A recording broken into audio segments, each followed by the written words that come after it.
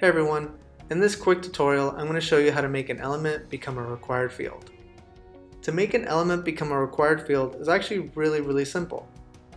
All you have to do is select the element that you want to be required, click it, and then on the right a new set of instructions will appear. What we are looking for are the rules options.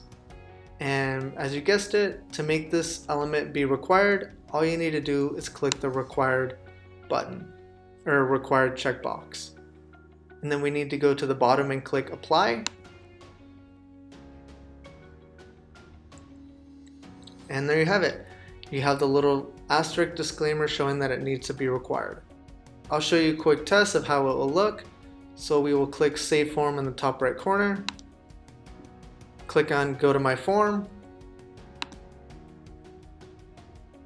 And as you can see, first name shows an asterisk. So I will click Submit and it should pop up an error saying this is a required field. Yep, first name cannot be blank because it is a required field. And you just learned how to make an element become a required field. Thanks for watching.